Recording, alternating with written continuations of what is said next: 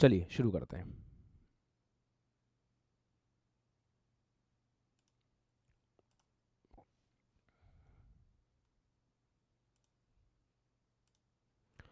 हाँ जी साहब। तो रे ऑप्टिक्स पढ़ रहे थे।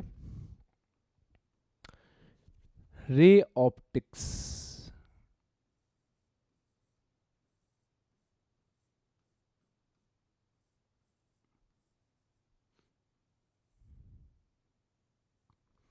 रिफ्लेक्शन को हम बढ़िया से पढ़ चुके थे और कवर कर चुके थे, है ना। तो रिफ्लेक्शन में उम्मीद करता हूँ कि आपको किसी प्रकार का कोई डाउट नहीं होगा और रिफ्लेक्शन आपको एकदम बढ़िया से जो है समझ आ गया होगा। अब आज की क्लास से प्यारे बच्चों हम लोग स्टार्ट करेंगे रिफ्रैक्शन। ठीक है। रिफ्रैक्शन मतलब सेकंड पोर्शन स्टार्ट करेंगे। किसी प्रकार के कमेंट्स में हम कोई टाइम वेस्ट नहीं करेंगे, सीधा पढ़ाई पे आते हैं। आप लोग भी अपनी मोबाइल को डिलीट कर लेना, पूरा फोकस क्लास पे रखना है, ठीक है। चैट सेक्शन का तो यूज़ करना ही नहीं है। जो भी मुझसे आपको पूछना होगा उसके लिए अपन डायरेक्ट टेक्नोलॉजी का प्रयोग करेंगे। आपको चैट के ऊपर अपना टाइम वेस्ट बिल्कुल भी नहीं करना है। नमस्कार उत्तम। चलो शुरू करते हैं। रिफ्रैक्शन।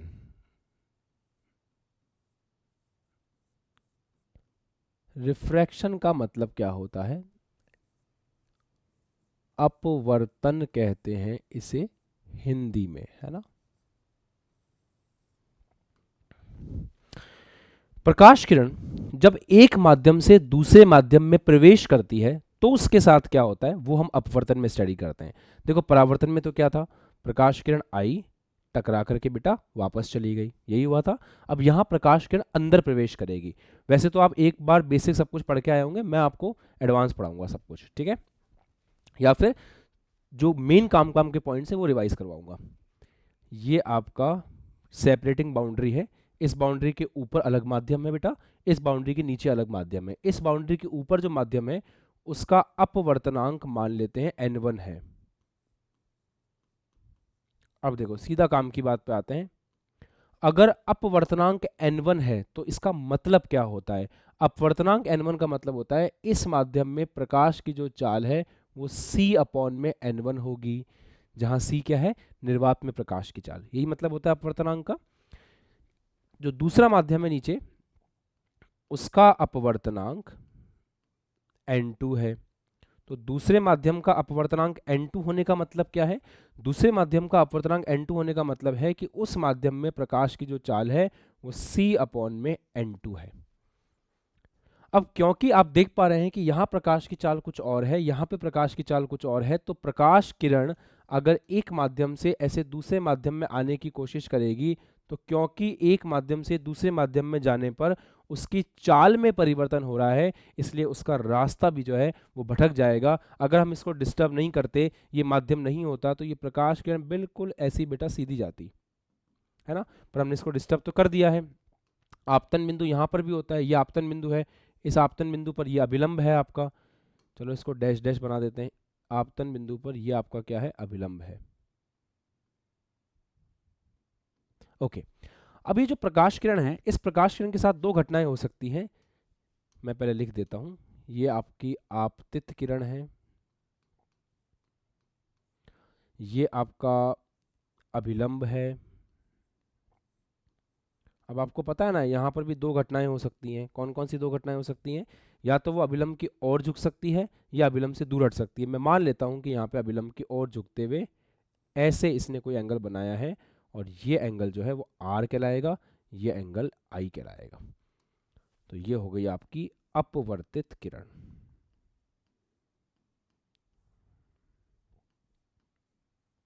हालांकि ये किस बात पर डिपेंड करता है कि अभिलंब की ओर झुकेगी, किस बात पर डिपेंड करता है कि अभिलंब से दूर हटेगी, अपन डिस्कस कर लेंगे थोड़ी देर में। बट मोटे मोटे तौर पे ऐसे देखने को मिलता है, अपने वास्तविक पथ से विचलन ही अपवर्तन है। Got it? ठीक है सुहानी आदित्य, समझ में आ गया बेटा? क्लियर? बढ़िया। अब एक चीज और, यहां पर कौन कौन से रूल्स हैं, रूल्स हमें याद होने चाहिए। जैसे वहां दो रूल्स थे, यहां भी दो रूल हैं। पहला रूल वही है, आपतित किरण अभिलंब और अपवर्तित किरण, आपतित किरण अभिलंब एवं अपवर्तित किरण,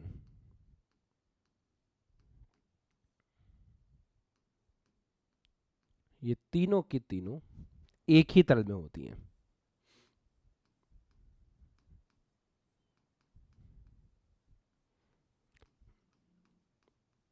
एक ही तल में होने का मतलब उम्मीद करता हूं आपको समझ आता होगा। जैसे प्रकाश किरण ऐसे आपतित हुई तो बेटा इसका तल कौन सा हुआ, ये वाला हुआ ना, तो ये इसी तल में अपवर्तित होगी। ऐसा नहीं हो सकता कि आपतित ऐसे हुई फिर घूम करके यूं चली जाए, तो अगर घूम करके यूं जाएगी तो इसका तल फिर ये हो जाएगा, वो अलाउ नहीं है ना, वो चीज अलाउ नहीं है। राइट। सेकंड पॉइंट, यहां पर एक चीज लगती है जिसको कहते हैं स्नेल्स लॉ। स्नेल्स लॉ क्या चीज है उस पर आते हैं। प्यारे बच्चों, स्नेल्स लॉ का मतलब ये होता है कि N1 साइन आई बराबर होगा N2 साइन आर के। ये स्नेल्स लॉ है, आपको इस तरीके से याद रखना है। वैसे तो इसको थ्योरी में पढ़ाते हैं तो ऐसे पढ़ा देते हैं कि sine I upon sine R बराबर N21। N21 का मतलब क्या है, मैं हमेशा बच्चों को याद करने के लिए बोलता हूं कि 2 का मतलब है जहां प्रकाश किरण जा रही है, जहां रे जा रही है। और 1 क्या है, जहां से रे आ रही है, वो 1 है। तो जहां को जा रही है वो 2 है, जहां से आ रही है बेटा वो 1 है। तो इस प्रकार से इसको अपन देखते हैं। हाँ, N21 को अपन ऐसे भी लिख सकते हैं V1 अपॉन V2, प्रकाश की चाल पहले माध्यम में डिवाइड बाय प्रकाश का दूसरे माध्यम में। ऑब्जर्व करने वाली चीज यहां पर यह है कि देखो N21 है ना, तो 2 नीचे आया है 1 ऊपर आया है, ये है 2 का अपवर्तनांक 1 के सापेक्ष। ये सब बातें उम्मीद करता हूं कि आप थोड़ा बहुत पहले से पढ़ के आए होगे, मैं बस रिवाइज करा रहा हूं। N21 का मतलब क्या है, माध्यम 2 का अपवर्तनांक किसके सापेक्ष, 1 के सापेक्ष। ये इसका बेसिक मीनिंग है। ठीक है साहब। हाँ, इसको ऐसे भी लिख सकते हैं N2 upon N1। N2 upon N1 इसमें सही रहता है। V के अंदर क्या होता है, चेंज होता है। जैसे यहाँ पे 2 1 है तो यहाँ पे 1 2 आएगा, बट अगर इसको निरपेक्ष अपवर्तनांक के रूप में लिखोगे ना तो N21 बराबर N2 अपॉन N1 ही रहता है, जहाँ पे N2 माध्यम 2 का निरपेक्ष अपवर्तनांक है। इसको बोलते हैं निरपेक्ष अपवर्तनांक। निरपेक्ष अपवर्तनांक का मतलब याद है, निरपेक्ष अपवर्तनांक का मतलब होता है 2 का 1 के सापेक्ष। ठीक है, ओके। आदित्य, मैसेज में टाइम वेस्ट नहीं करते, सीधा मोबाइल सामने रखो और पढ़ाई करो। फ़ोन को उठा करके चैट करना या मैसेज करना टाइम वेस्ट होता है। माध्यम 2 का निरपेक्ष अपवर्तनांक,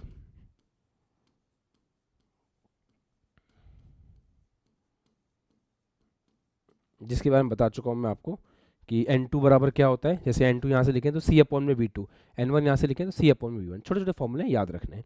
और आप समझ भी गए होंगे कि ये साइन आई और ये N1 क्रॉस मल्टीप्लाई करेंगे साइन आर N2, तो क्या बनेगा N1 साइन आई बराबर N2 साइन आर। इसलिए मैंने आपको कहा कि न्यूमेरिकल सॉल्व करने के लिए आपको इस वाले फॉर्मूले को ज़्यादा याद रखना है। ठीक है साहब, कॉपी कर लीजिए, कॉपी कर लीजिए। ठीक है,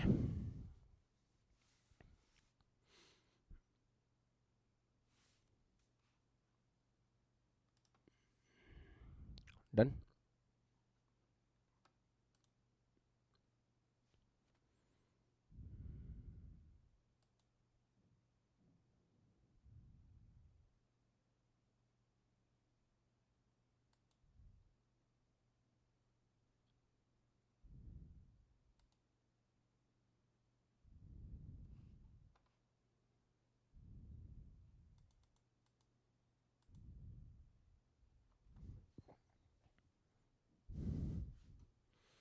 अब अपन पहला केस देखते हैं, जब प्रकाश किरण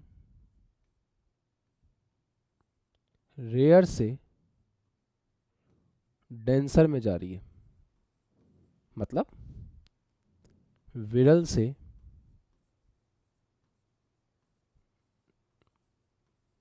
सघन में जा रही है। आपको एक सवाल ही दे रहा हूं, सवाल की तरह करो इसको। n1 है 1, n2 है √2, ये आपका अभिलंब है, प्रकाश किरण आपकी ऐसे आती है। जो प्रकाश किरण आई है वो 45 डिग्री पर आई है, ठीक है, 45 डिग्री पर। ये हवा है और ये कोई मीडियम है। कमेंट करो, मतलब कमेंट तो क्या, तुम लिखो अपनी कॉपी में एंगल आर कितना होगा, कैलकुलेट करो, स्नेल्स लॉ लगाओ, एंगल आर कैलकुलेट करो। स्नेल्स लॉ लगा करके एंगल आर बेटा कैलकुलेट करो।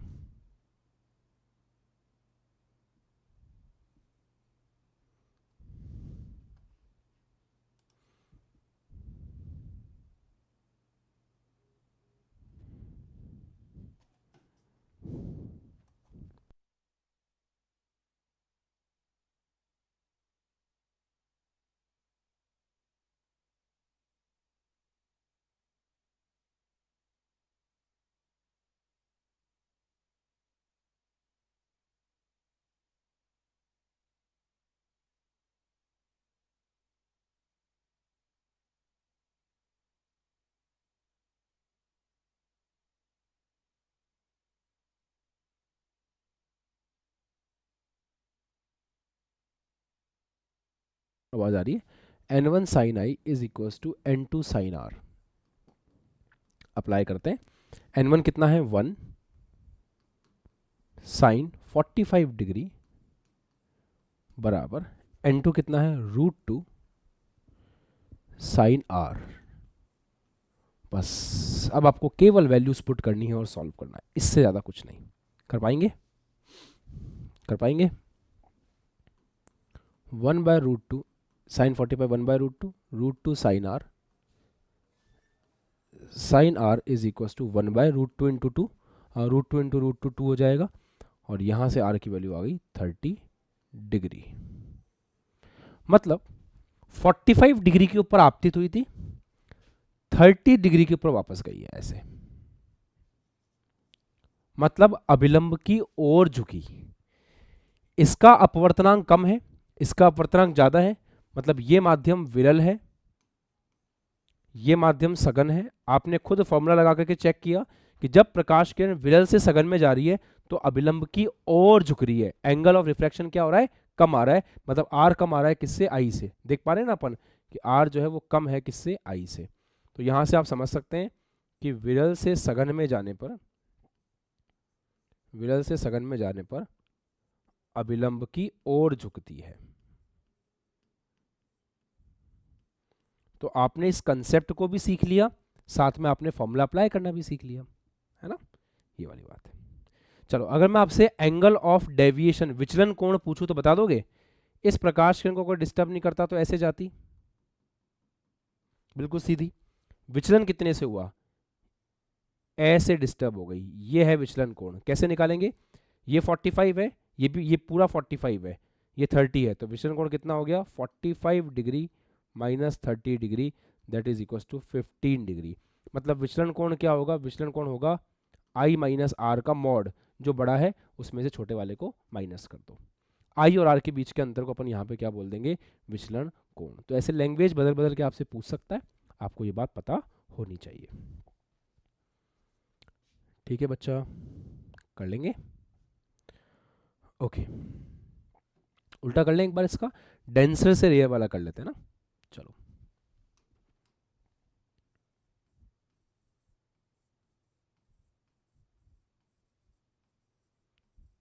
अब तो न्यूमेरिकल बनने लगे होंगे, कल वाली क्लास के बाद में क्वेश्चंस आपने किए होंगे और बने होंगे न्यूमेरिकल्स, है ना। न्यूमेरिकल बनने के लिए जरूरी होता है कि हम कंसेप्ट को अप्लाई करें बढ़िया से, प्रसन्न मन से। चलो n1 की वैल्यू यहाँ पे दे रखी है 4/3, n2 की वैल्यू यहाँ पे दे रखी है 1, तो ऑब्वियस सी बात है कि इस बार डेंसर से रेयर में जा रहे हैं। एंगल ले लो 37 डिग्री,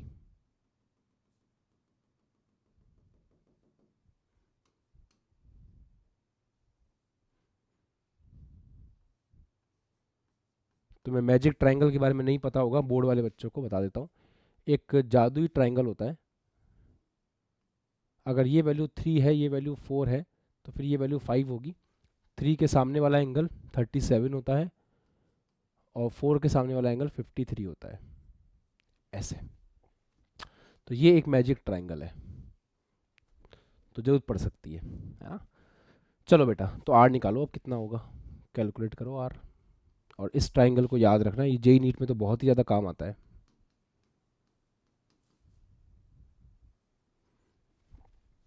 बनाइए, आर की वैल्यू निकालने की कोशिश कीजिए, आएगी।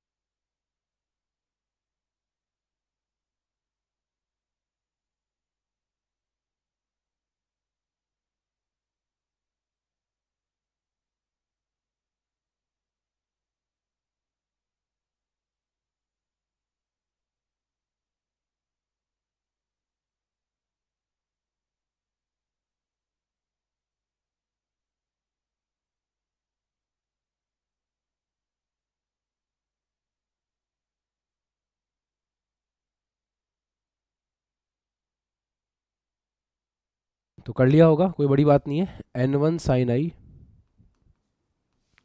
Is equals to n2 sine R. देखें, n1 कितना है, 4/3 साइन 37 डिग्री। n2 कितना है, 1 साइन आर, साइन आर तो निकालना है। साइन 37 कितना होगा, साइन 37, देखो इसलिए तो ट्रायंगल दिया है आपको मैंने। साइन 37 कितना होगा, यहाँ से देखो, साइन 37 इसके हिसाब से देखें तो 3/5, तो साइन 37 हो जाएगा 3/5 बराबर साइन आर। 3 से 3 कट गया, तो sine R is equal to कितना आ गया, 4/5। तो यहाँ से साइन आर बराबर 4/5 आ रहा है। तो साइन आर 4/5 कब आ सकता है, जब 53 डिग्री के हिसाब से देखें, क्योंकि इस ट्रायंगल में अगर 53 डिग्री के हिसाब से देखें तो 4/5 होगा साइन 43, मतलब आर का मान कितना आ गया, सॉरी 53 डिग्री, ऐसे आप बोल सकते हैं। तो आर 53 डिग्री है, मतलब ऐसा हो गया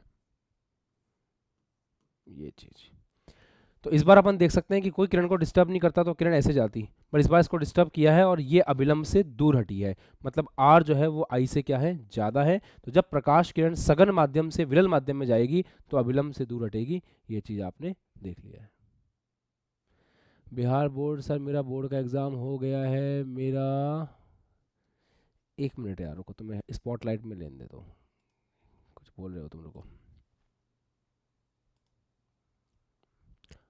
सर मेरा बिहार बोर्ड का एग्ज़ाम हो गया है, मैं जेई का रिज़ल्ट भी बहुत बेकार आया, मैं क्या करूं अब। ओके ठीक है, देखो बोर्ड का पहली बात तो ये ध्यान रखना कि बिहार बोर्ड के साथ में थोड़ा पंगा रहता है। आपका जेई का एग्ज़ाम इसलिए ज़्यादा ख़राब हुआ है क्योंकि बोर्ड में उस लेवल की प्रिपरेशन आपने नहीं कर पाए होंगे। अभी तो आप यही कर सकते हो कि जो पढ़ाया जा रहा है उस पर ध्यान दो भाई, है ना। जो क्लास यहाँ पे ली जा रही है उसको पढ़ो, अगले अटैम्प्ट के लिए मेहनत करो, बस और कुछ नहीं कर सकते। ठीक है बॉस, चलो।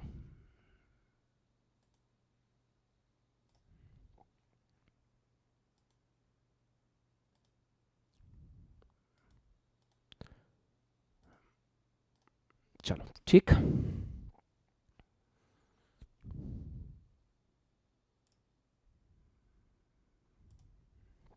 ओके, बिहार बोर्ड का पेपर अच्छा जाता है, जे का पेपर खराब जाता है, ये होता ही है, लेवल का डिफरेंस है ना। अभिलंब से दूर हटेगी भाई, अभिलंब से दूर हटेगी। कोई बात नहीं, आप पढ़ना सीख लो, मेहनत कर लो यार, जब जाओ तभी सवेरा। ठीक है, डन। ओके साहब, अब एक कंसेप्ट पढ़ते हैं, अब एक कंसेप्ट पढ़ते हैं, ध्यान से सुनना। ये एक सरफेस है, इस पे सवाल आता है, यूपी बोर्ड में भी आता है और सीबीएसई हिंदी मीडियम में तो बहुत ज़्यादा चांसेस है आने के। ये एक प्लेन सरफेस है। प्लेन सरफेस समझते हो? प्लेन सरफेस का मतलब होता है समतल पृष्ठ है, ये ना, समतल अपवर्तक पृष्ठ है, समतल पृष्ठ है। इस समतल पृष्ठ के नीचे अलग माध्यम है और इस समतल पृष्ठ के ऊपर अलग माध्यम है। टॉपिक बाद में लिखूंगा मैं अभी, है ना, थोड़ा समझाने के बाद। समतल पृष्ठ के नीचे अलग माध्यम है, समतल पृष्ठ के ऊपर अलग माध्यम। हम चलो नाम दे देते हैं इसका ना, कि यहाँ पर है N1 माध्यम और यहाँ के माध्यम को NO बोल रहे हैं। NO का मतलब ऑब्जर्वर, ऑब्जर्वर मतलब प्रेक्षक। मान लो यहाँ पे एक ऑब्जेक्ट रखा हुआ है इस जगह पर, यहाँ पानी है, मान लो, ऐसा समझ लो पानी है यहाँ पे, ठीक है, यहाँ माध्यम अलग है, पानी है ये, ठीक है।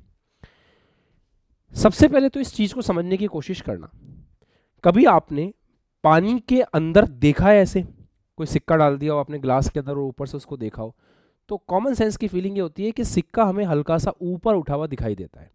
अभी लिखेंगे नहीं, पहले समझेंगे पूरा। सिक्का हमें ऊपर ऐसे उठा हुआ दिखाई देता है, तो सिक्का ऊपर उठा हुआ दिखाई क्यों देता है, अपन उसको समझने की कोशिश करते हैं। एक्चुअली हमारी आंखों के साथ एक प्रॉब्लम है। हमारी आंखें ऑब्जेक्ट को कैसे देखती हैं, जो किरणें हमारी आंखों तक पहुंच रही होती हैं, उन किरणों का जो मिलान बिंदु होता है, हमें प्रतिबिंब वहां पर दिखाई देता है।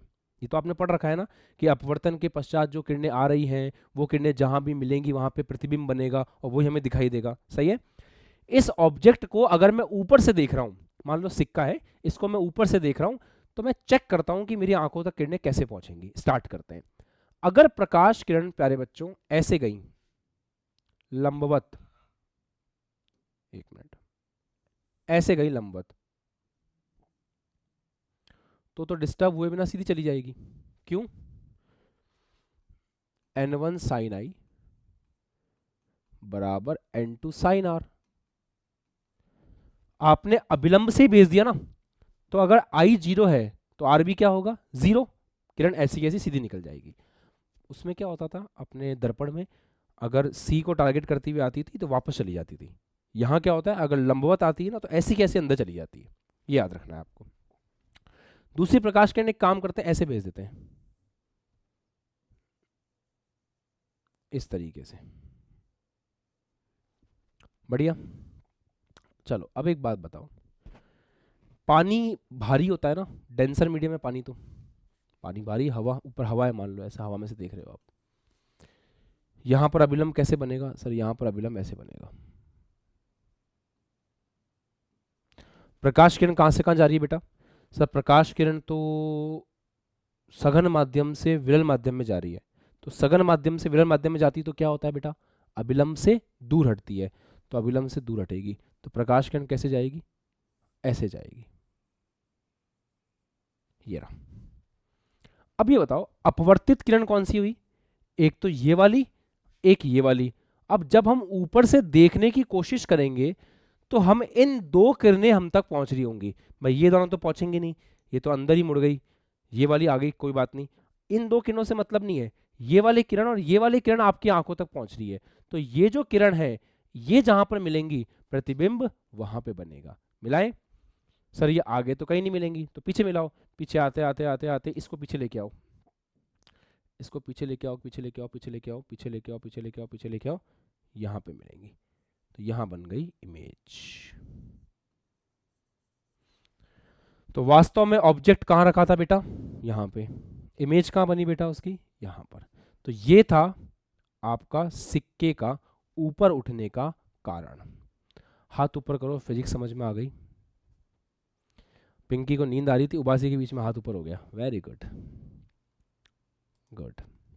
नहा धो के बैठा करो यार तुम लोग सुबह सुबह, ऐसा आलस में बैठ जाओगे ना तो नींद ज़्यादा आएगी।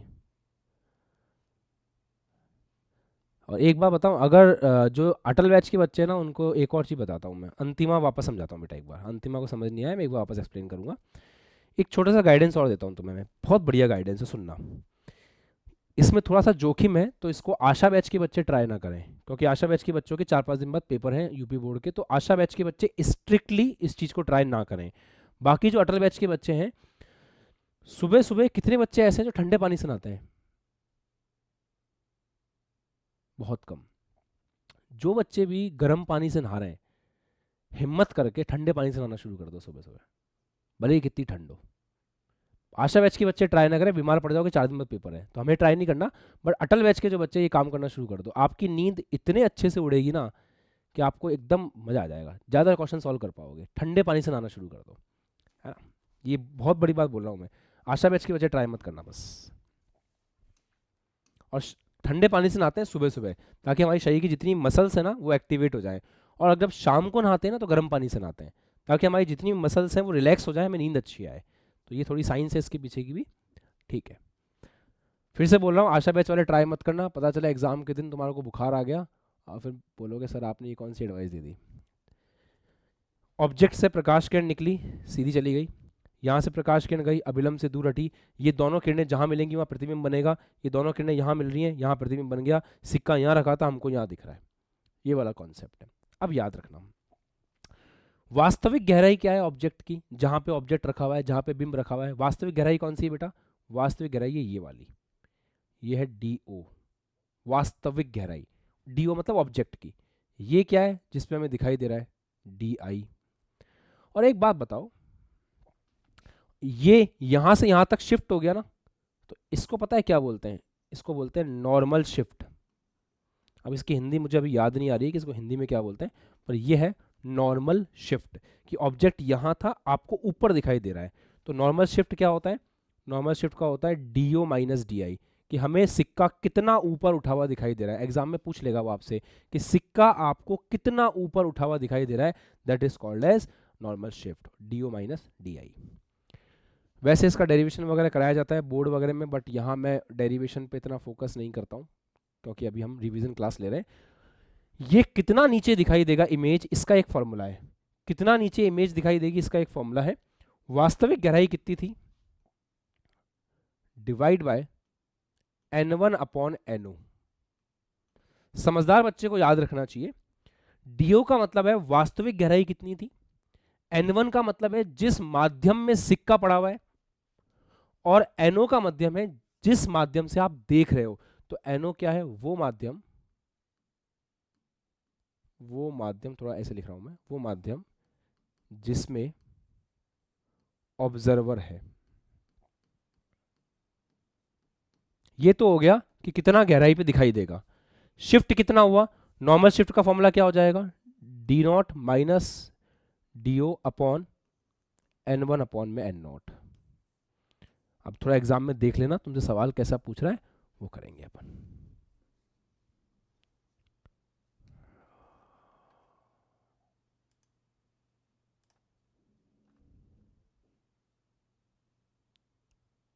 ठीक है, बढ़िया।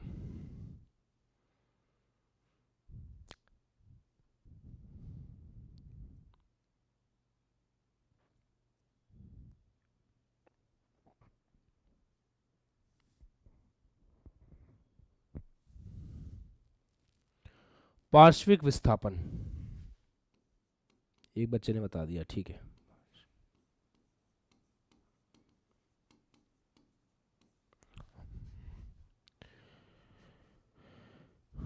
नहीं लिखने वाले लोग हमेशा दुख पाते हैं वैसे एग्जाम में। फॉर्मूले नहीं लिखना, फॉर्मूले लिखने चाहिए।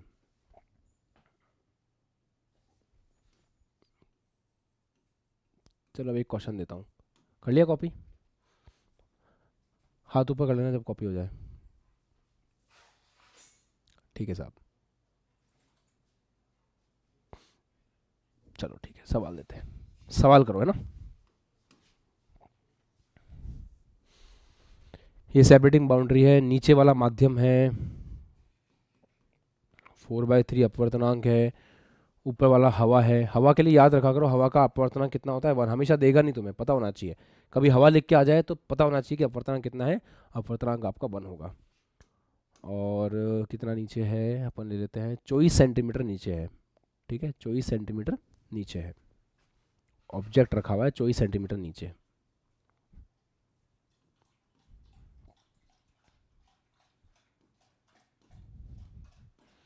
दो बातें कैलकुलेट करो, इमेज की स्थिति पहली चीज, और सेकंड नॉर्मल शिफ्ट।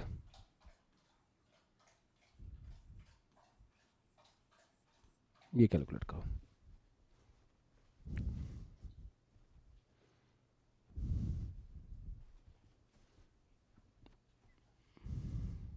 क्या, हाँ डेविएशन वगैरह डायरेक्ट एग्जाम में पूछ सकते हैं,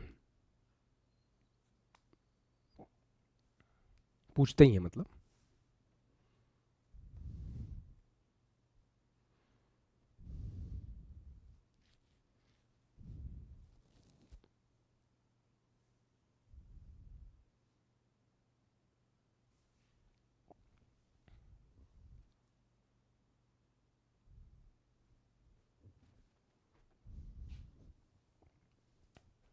फॉर्मूला याद रखना।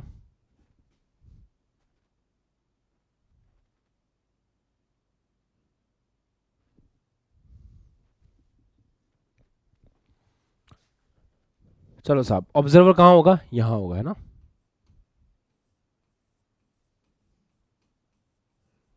इमेज कहाँ बनेगी पता ही है आपको, इमेज यहाँ कहीं बनेगी। इमेज की जो गहराई होगी वो डी आई है, ऑब्जेक्ट की जो गहराई है वो डी ओ है। तो डी आई कैसे कैलकुलेट करते हैं, जो फॉर्मूले हैं उनको याद रखना है बस। ये रहा formula, D O upon N one upon N O. D O क्या है, ऑब्जेक्ट की गहराई कितनी है 24। एन वन क्या है, एन वन का मतलब है जिस माध्यम में सिक्का पड़ा हुआ है, तो किस माध्यम में रखा है, इस माध्यम में, उसका अपवर्तनांक क्या है 4/3। तो एन वन है आपका 4/3 डिवाइड बाय एन नॉट कितना है 1 है, तो ये आ गया सिंपल 4 × 3/4। ठीक है, बस कर लोगे, 18 सेंटीमीटर आ गया। अब आपसे नॉर्मल शिफ्ट पूछे हैं तो आपके पास ये तो आ ही चुका है ना 18 सेंटीमीटर। अब फॉर्मूला लगाने की जरूरत नहीं, हमें पता है कि जो नॉर्मल शिफ्ट है, नॉर्मल शिफ्ट या पार्श्विक विस्थापन जिसको बोलते हैं, नॉर्मल शिफ्ट क्या होगा हमारे लिए बेटा, नॉर्मल शिफ्ट होगा simple D O minus D I, खत्म। तो नॉर्मल शिफ्ट हो जाएगा D O minus D I. तो डी ओ कितना है 24 माइनस 18, खत्म। ऐसे आपको सवाल करना है, ठीक है, निकाल लोगे। अनुज ने कर लिया, वेरी गुड, बहुत बच्चों ने कर लिया होगा ना, टफ चीज़ नहीं है, तो आराम से कर सकते थे। आपको न्यूमेरिकल आएगा तो कर लेंगे इस प्रकार का। तो न्यूमेरिकल में आपको दिक्कत होती क्यों है पता है, क्योंकि आप बस अप्लाई नहीं करते हो, डरते हो। जिस चीज़ से डरोगे उससे हमेशा दूर रहोगे, और जिससे दूर रहोगे वो चीज़ कभी हो नहीं पाएगी जीवन में। वो कहते हैं डर के आगे जीत है, वो इसलिए कहते हैं क्योंकि डर के आगे प्रयास होता है, प्रयास के बाद फिर जीत मिलती है। हम करें ही ना, सवाल ही नहीं लगाएं, फिर क्या मतलब। अब ये एक सवाल मैंने कराया है, तो तुम्हारी जिम्मेदारी बनती है 10 सवाल तुम खुद करो अपने से। चलो अब एक कंसेप्ट और देखो, ये कंसेप्ट थोड़ा सा अच्छा कंसेप्ट है, एडवांस कंसेप्ट है, सुन लेना ध्यान से। ऐसे घबराने वाली बात नहीं है, डायरेक्ट फॉर्मूला बताऊंगा बस। मान लो अलग अलग लेयर्स लगी हुई हो तो क्या करते हैं, जैसे T1 चौड़ाई तक N1 अपवर्तनांक की लेयर है, T2 चौड़ाई तक N2 अपवर्तनांक की लेयर है, और हम यहां से देख रहे हैं। और भी लेयर्स हो सकती हैं बहुत सारी, कोई दिक्कत नहीं, उससे काफ़ी जितनी चाहो उतनी लेयर्स ले सकते हो। सिक्का यहाँ पे रखा हुआ है आपका, तो इमेज आपको कहाँ दिखाई देगी, कैसे दिखाई देगी। अगर ये आपका ऑब्जेक्ट है, तो मैं आपको बता दूं कि इमेज यहाँ कहीं दिखाई देगी ऐसे, और इमेज कितनी नीचे दिखाई देगी वो अगर डी आई है, तो डी आई के लिए मैं आपको फॉर्मूला बताने जा रहा हूँ, ध्यान से सुनना। डी आई के लिए फॉर्मूला होगा इसकी width T1 upon N1 upon में NO, जहां से ऑब्जर्वर देख रहा है उसका रिफ्रैक्टिव इंडेक्स NO है, तो N1 अपॉन में NO प्लस दूसरे वाले का T2 divide by N2 upon में NO। इस तरीके से रहता है, जस्ट फॉर्मूला याद रखना है, हो सकता है इसके ऊपर कोई सवाल वगैरह कभी आ जाए, ठीक है।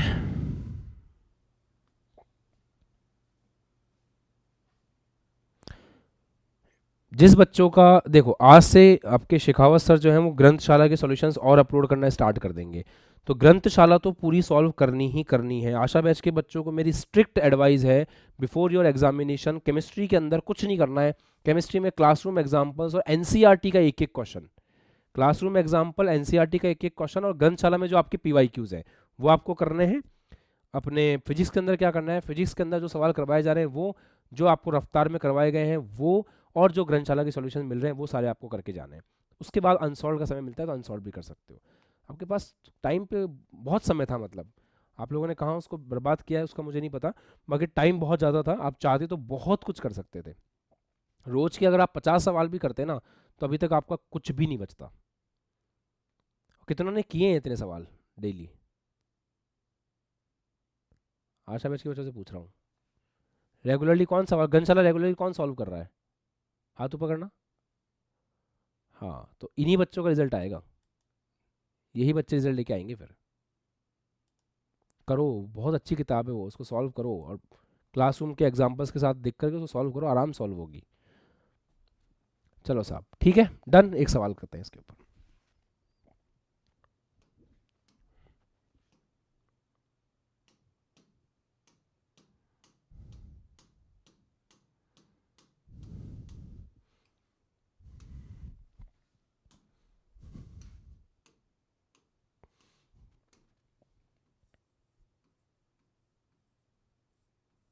लिखो सवाल। 2h गहराई के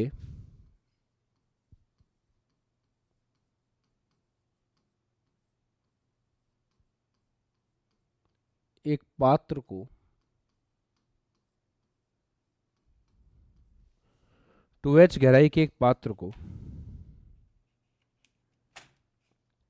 2h गहराई के एक पात्र को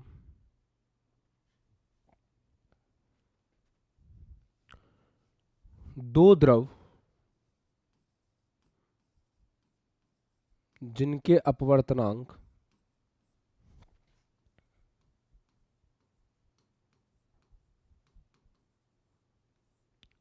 2√2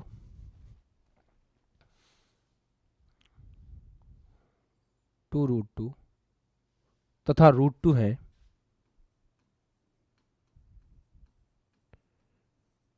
√2 है, से भरा गया है।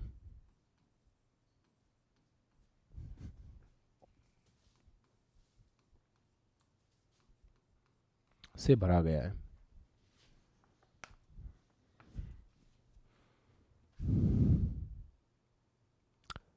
यदि तली पर एक सिक्का रखा हो,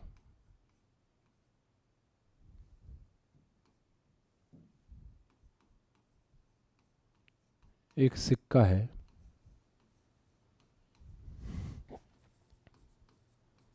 तो उसकी आभासी गहराई,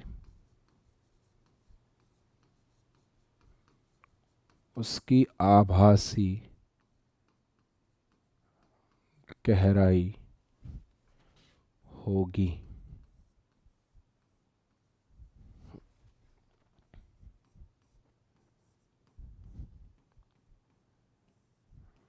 चलो ट्राई करो।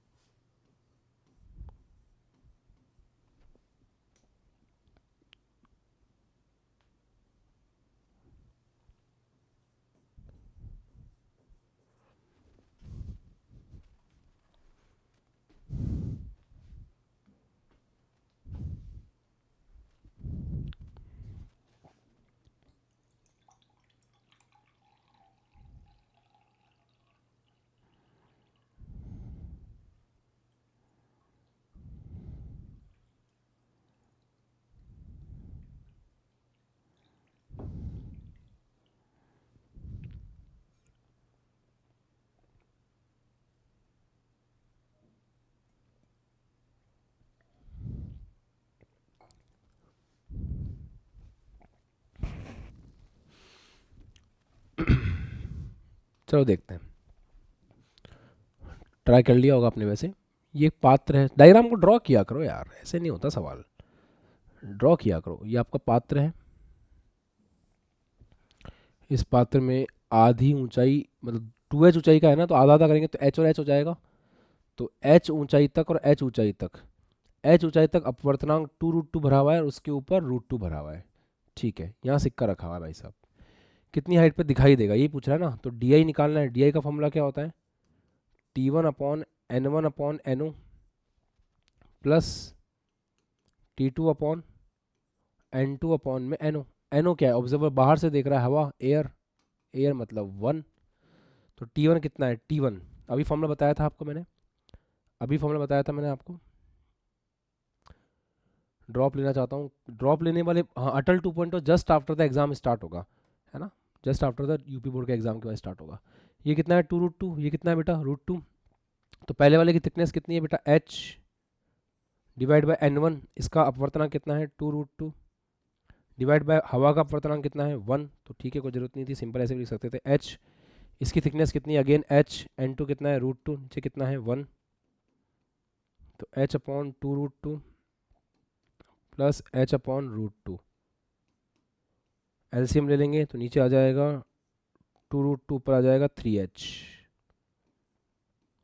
3h/2√2। क्या ऐसा कोई ऑप्शन दिख रहा है, 3h/2√2, 3h/2√2, 3h नहीं है, तो हमारा आंसर आ ही नहीं रहा।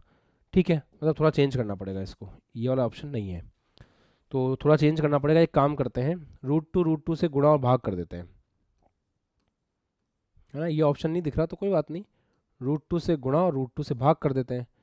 तो ये हो जाएगा 3h, 3h √2, √2 2 2 जा 4, तो 3/4 h √2, ये तो है। तो ऑप्शन डी करेक्ट ऑप्शन होगा। ओके, कितनों का सही था ये answer, raise your hands. Good, तो ये सवाल था जेई का।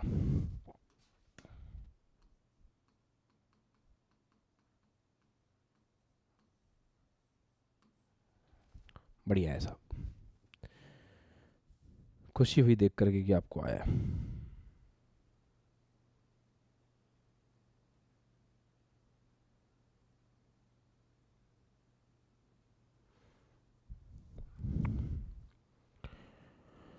और जिनसे नहीं बना, कोई बहुत बड़ी चीज़ तो थी नहीं, कर सकते थे आराम से।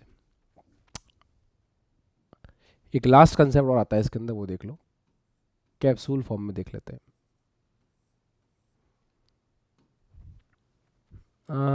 आयताकार स्लैब से जुड़ा हुआ है ये कॉन्सेप्ट। तो आप इसकी हेडिंग ऐसे लिख सकते हैं कि एक समांतर स्लैब के कारण पार्श्विक विस्थापन, फॉर्मूला बताऊंगा बस, समांतर स्लैब के कारण, समांतर स्लैब के कारण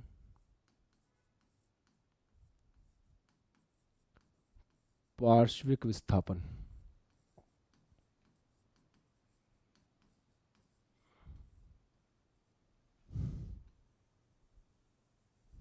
देखो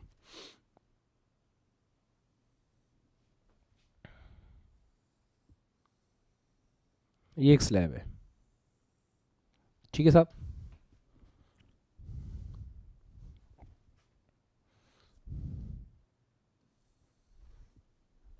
यहाँ ऑब्जर्वर, यहाँ कोई ऑब्जेक्ट रखा है, ऑब्जर्वर नहीं ऑब्जेक्ट रखा हुआ है। अगर तुम इस ऑब्जेक्ट के बारे में सोच सकते हो तो सोचो, यहां से तुम ऑब्जर्व कर रहे हो, यहाँ आंख है मान लो ऐसे ना, ठीक है साहब। पहले बच्चों, इस ऑब्जेक्ट से किरणें निकालेंगे, वो किरणें आपकी आंखों में जब पहुंचेगी तो उसका प्रतिबिंब बनेगा। करते हैं, पहली किरण तो ऐसे भेज दो 90 डिग्री पर, तो मतलब 0 डिग्री पर, 0 डिग्री पर निकल जाएगी, सीधी आ जाएगी, ठीक है। दूसरी किरण भेजो ऐसे। एक बात बताओ यार, प्रकाश किरण जब आती है तो उस जगह पे अभिलंब बनाना पड़ता है, ये अभिलंब हो गया। कौन से माध्यम से कौन से माध्यम में जा रही है, बाहर हवा है, अंदर कांच है, बाहर फिर से हवा है, मतलब ये माध्यम है विरल, ये माध्यम है सघन और ये माध्यम फिर से क्या है, विरल। विरल से सघन माध्यम में जाती है तो क्या होता है सर, विरल से सघन माध्यम में जाती है तो अभिलंब की ओर झुकती है। तो ये प्रकाश किरणों को डिस्टर्ब नहीं करता तो ऐसे जाती, अभिलंब ये रहा, अभिलंब की ओर झुकेगी, अभिलंब की ओर झुक करके कैसे जाएगी, ऐसे जाएगी। तो अंदर अपवर्तन होता है ऐसे। क्लियर, पक्का। अब वापस से होगा, यहाँ पे अपवर्तन फिर से होगा, यहाँ फिर से आप अभिलंब बनाओ। अब क्या होना है, अब प्रकाश किरण जा रही है सघन माध्यम से विरल माध्यम में, तो सघन माध्यम से विरल माध्यम में जाएगी, कोई डिस्टर्ब नहीं करता, ऐसे जाती। पर अब इसको अभिलंब से दूर हटना है, तो अभिलंब से दूर कैसे हटेगी, कोई डिस्टर्ब नहीं करता बेटा जी, तो ऐसे जाती ना, इस लाल वाली लाइन से दूर हटना है इसको। अब दूर हटने के लिए ऐसे दूर हटेगी, ये ऐसे दूर हटेगी। थोड़ा फील लो यार टॉपिक का, मैं क्यों तुम्हें रे डायग्राम पढ़ा रहा हूँ, इसलिए पढ़ा रहा हूँ ताकि तुम फील ले सको। ऐसे, तो ये प्रकाश किरण ऐसे आई, अभिलंब की ओर झुकी, फिर दूर हटी। अब इसको जहां पीछे लेकर, अब देखो ये दो किरणें हैं, ये दो अपवर्तित किरणें, ये तुम्हारी आंखों तक पहुंच रही हैं, तो अब ये दो किरणें पीछे जहां भी मिलेंगी वहां प्रतिबिंब बन जाएगा। तो ये किरण थोड़ा सा क्या डायग्राम में ना स्केल स्केल नहीं है ना, तो अपन अपने हिसाब से बना पाते हैं। ये पीछे लेकर क्या है, यहां मिली, यहां बनेगी इमेज ऐसे। आ गया समझ में, इस तरह से इमेज बनेगी। हाथ ऊपर कर दो भाई, गुड, परफेक्ट। शिफ्ट हो गई ना यार, हाँ सर, ऑब्जेक्ट ये रहा, इमेज इधर शिफ्ट हो गई, तो ऑब्जेक्ट से इमेज ऐसे इस तरफ शिफ्ट हो गई। तो ये जो शिफ्ट हुआ है ना, ये जो शिफ्ट आप देख पा रहे हो, ये शिफ्ट है नॉर्मल शिफ्ट। यहां पर ये जो शिफ्ट हुआ है, ये शिफ्ट है नॉर्मल शिफ्ट। ऑब्जर्वर का मतलब होता है प्रेक्षक, प्रेक्षक मतलब जो देख रहा है, जैसे यहां पे खड़े होकर देख रहे हो, चिंटू देख रहा है, यहां से खड़े होकर, तो चिंटू ऑब्जर्वर है, ऐसे। ठीक है, अगर इस स्लैब की थिकनेस टी थी और इस कांच का अपवर्तनांक n था, वापस से, इस स्लैब की थिकनेस अगर t थी और कांच का अपवर्तनांक n था, तो नॉर्मल शिफ्ट होगा t 1-1/n। ये याद रखना, ये फॉर्मूला जेई वाले बच्चों को, बोर्ड वाले बच्चों को याद रखना है। बोर्ड में भी खासकर कौन से बोर्ड, सीबीएसई हिंदी मीडियम।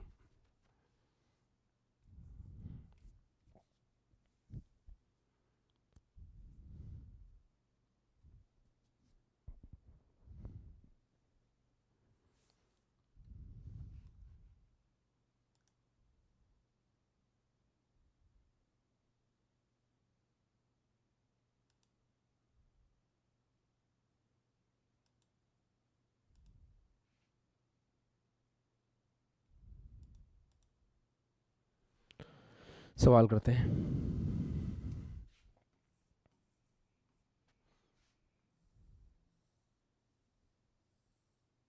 ये स्लैब है, स्लैब का थिकनेस दे रखी है 6 सेंटीमीटर, और ये दे रखा है अपवर्तनांक 3/2।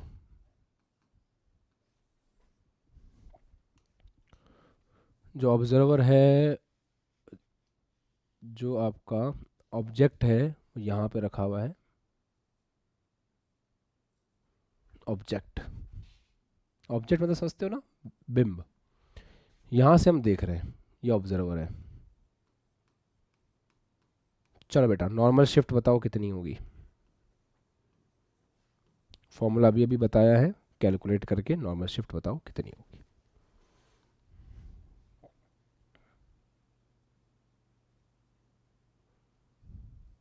और लेटरल शिफ्ट और नॉर्मल शिफ्ट में कोई ऐसा खास डिफरेंस नहीं है अभी के लिए, तो मेन फॉर्मूला यही है, इसी पे सवाल आते हैं बोर्ड के अंदर भी। और जो रफ्तार में पढ़ाया जा चुका है उसको वापस रिपीट नहीं करेंगे, जो अलग चीज़ है वो पढ़ा रहा हूँ मैं।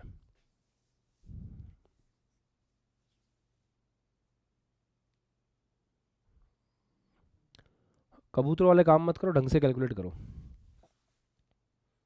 शुभम गुड। पांडे जी ने भी कर लिया, बढ़िया। अमित का भी हो गया, ठीक है। आसान था यार, इसमें कोई बहुत बड़ी रॉकेट साइंस थोड़ी थी। बस ये फॉर्मूला लगाना है। चलो कैलकुलेट कर लो, क्या दिक्कत है इसमें। टी कितना है, थिकनेस कितना है, 6, 1 माइनस 1/n, 1/n मतलब 3/2 हो जाएगा 2 सेंटीमीटर आ गया। कितनों का यही था। कॉन्ग्रेचुलेशंस, बहुत बढ़िया, बधाई हो आपको बहुत बहुत। हेडिंग लगाएंगे क्रांतिक कोण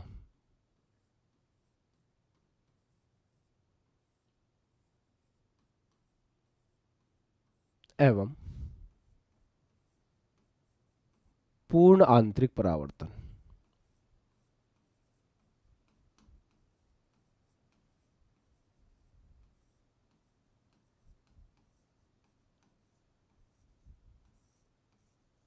मेरे कहने पर ये बात याद रखना, मोस्ट इंपॉर्टेंट टॉपिक्स में से एक है ये, most important for boards, for JEE, for JEE advance, तीनों के लिए बहुत इंपॉर्टेंट है। जस्ट मेक श्योर कि ये टॉपिक आपको आता हो और इसके सवाल आप अच्छे से करके जाओ। इस टॉपिक के लिए हम सोचते कैसे हैं कि यार ऐसा कुछ होगा, है ना। क्रांतिक कोण या पूर्ण आंतरिक परावर्तन, आप पेन वेन रख दो, बढ़िया सुनो मेरी बात। क्रांतिक कोण या पूर्ण आंतरिक परावर्तन के लिए सोचना तब शुरू करना चाहिए जब प्रकाश किरण सघन माध्यम से विरल माध्यम में जा रही हो। ये बड़े बड़े आसानी से होता है। अगर प्रकाश किरण विरल से सघन में जा रही है तब इस टॉपिक के बारे में बात ही नहीं करनी है, ना सोचना है, ना फॉर्मूला लगाना, कुछ नहीं करना। इसके लिए सबसे बड़ी कंडीशन ये है कि प्रकाश किरण आपकी जानी चाहिए सघन माध्यम से विरल माध्यम में। अगर ऐसा नहीं हो रहा है तो क्रांतिक कोण, TIR, ये सब फर्जी टॉपिक है, इनके बारे में बातें नहीं करनी, सोचना ही नहीं है। ये होगा तो सोचना है। अब देखो कैसे क्या क्या होगा।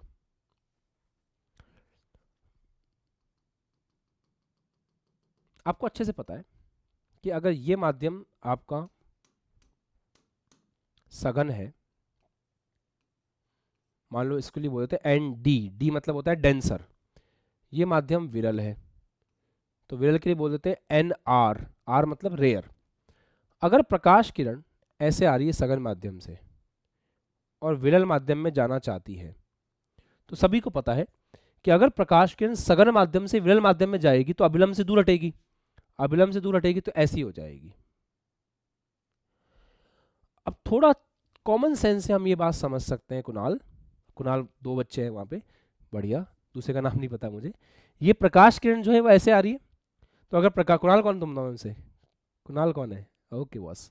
ये प्रकाश किरण ऐसे आ रही है, कोई डिस्टर्ब नहीं करता तो बिल्कुल सीधी जाती, पर हुआ क्या इसके साथ, सघन माध्यम से विलयन माध्यम में गई तो ऐसे अभिलंब से दूर हटेगी। अब सोचो अगर मैं एक काम करूं कि मैं इस एंगल को ऐसे बढ़ाता चलूं तो यह एंगल इधर से बढ़ता चलेगा, देखना भाई कैसे।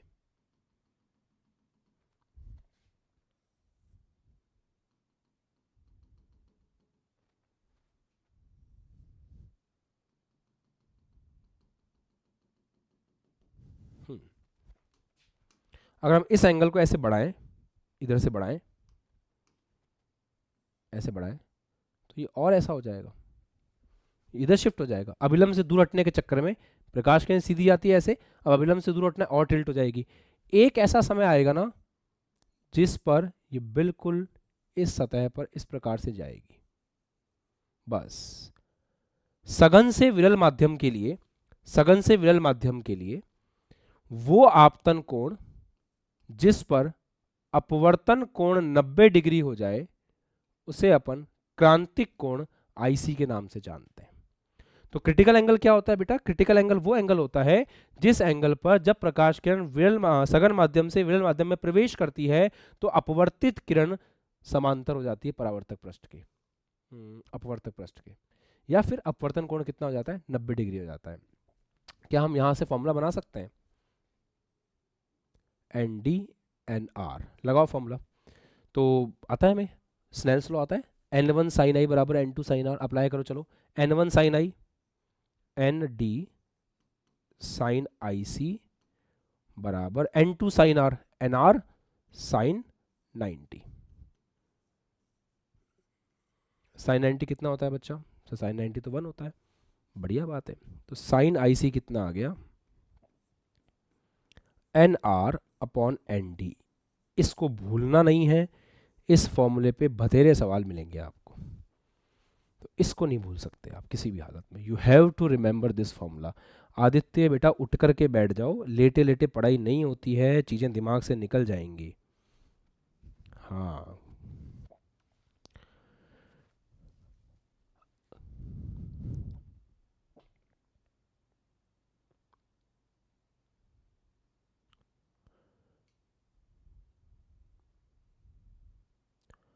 ओके, इसको याद रखना है, इस फॉर्मूले को। अच्छे अच्छे सवाल कराऊंगा मैं। 2 सवाल तो बेसिक कराऊंगा, फिर एक बबल बबल वाला बढ़िया सवाल करेंगे, प्रिज्म में भी करेंगे इस चीज़ को। ये छोड़ेगा नहीं पीछा आपका। पूर्ण आंतरिक परावर्तन प्रिज्म में भी होता है, हर जगह होता है मतलब ये, तो ये पीछे छोड़ने वाली चीज़ है नहीं, तो इसको बढ़िया से करना कवर। चलो फटाफट से 2 सवाल कर दो यार, है ना, जल्दी से कर दो। प्रकाश किरण जा रही है ग्लास से एयर में, ग्लास से एयर में जा रही है ऐसे।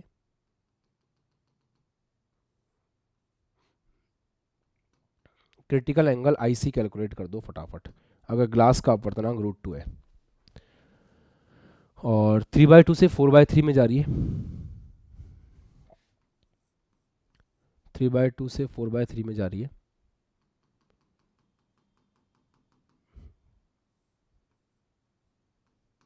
क्रिटिकल एंगल आईसी कैलकुलेट कर दो, क्या होगा?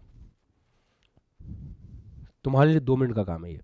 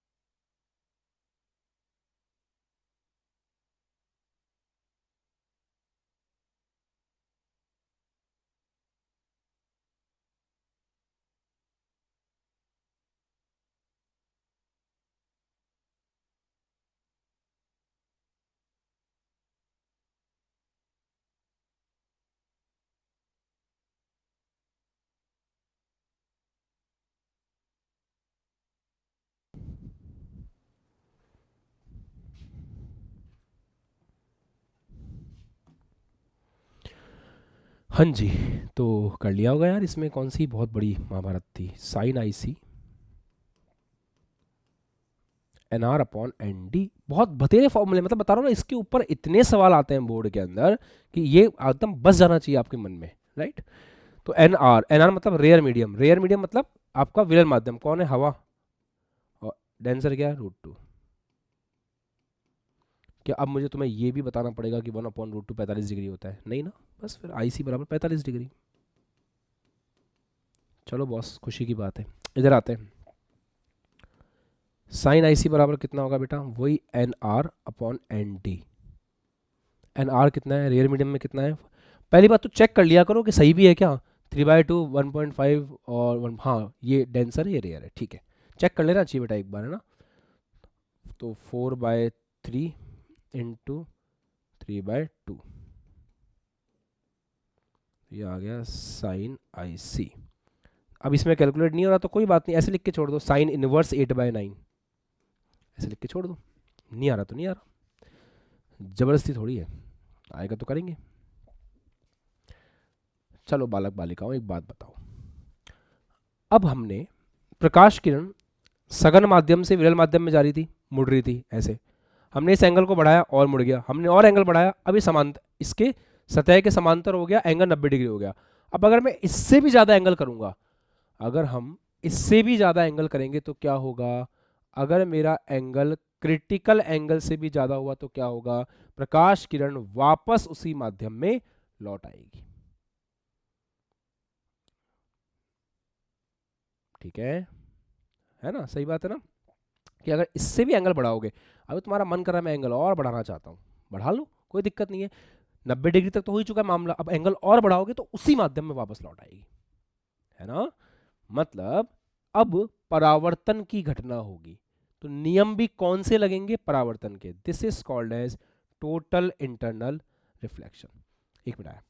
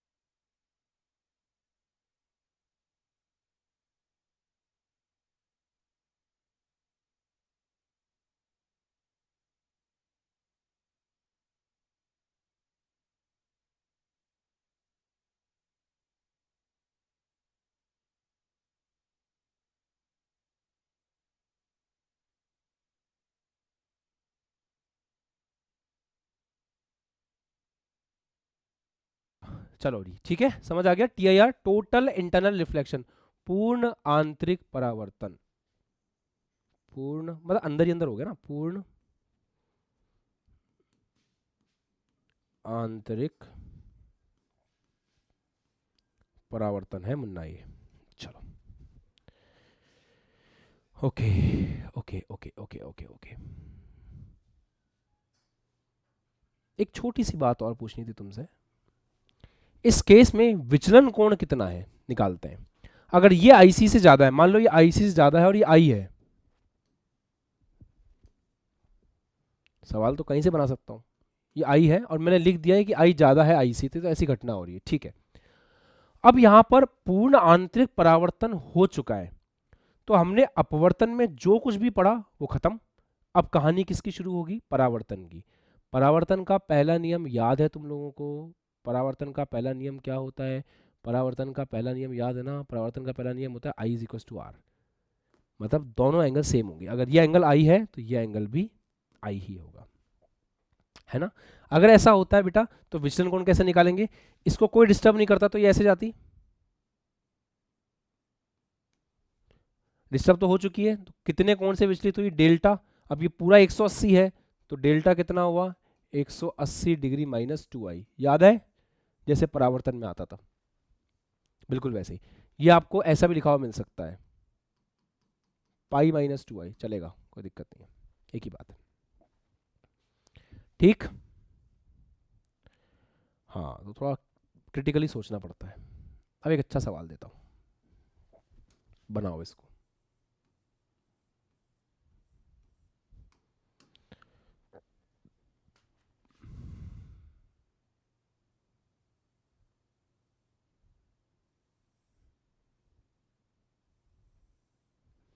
ये ऐसा एक ट्राइंगल है, इसमें ये 90 डिग्री जैसा कि आप देख पा रहे हो, ये सवाल में दे रखा है 60 डिग्री, प्रकाश किरण आपतित होती है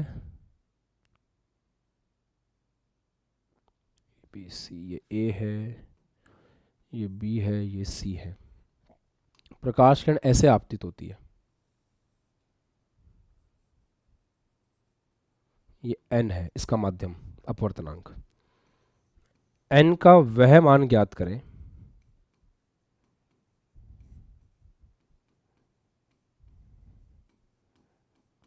जिसके लिए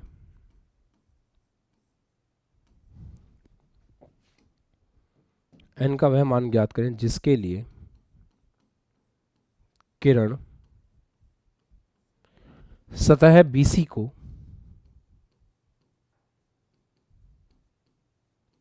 पार ना करे।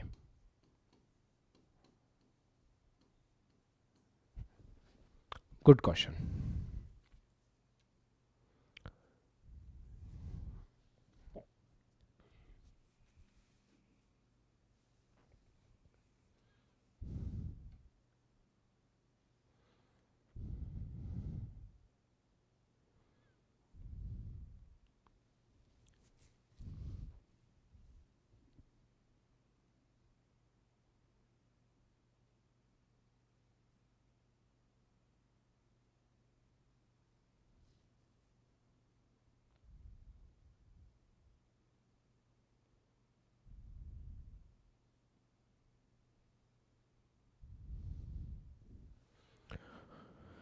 क्वेश्चंस एकदम से नहीं होते बेटा, क्वेश्चन करने में समय लगता है, क्वेश्चन मेहनत मांगते हैं एक्चुअली।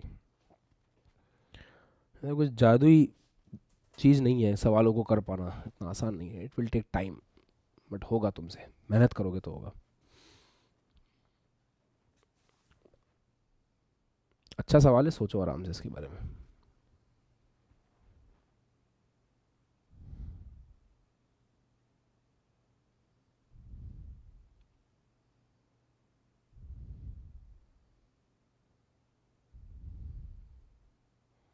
सीबीएसई हिंदी मीडियम वाले कौन कौन है यहाँ पे? सीबीएसई हिंदी मीडियम वाले हाथ ऊपर करना। यूपी बोर्ड वाले? ठीक है, ठीक है, ठीक।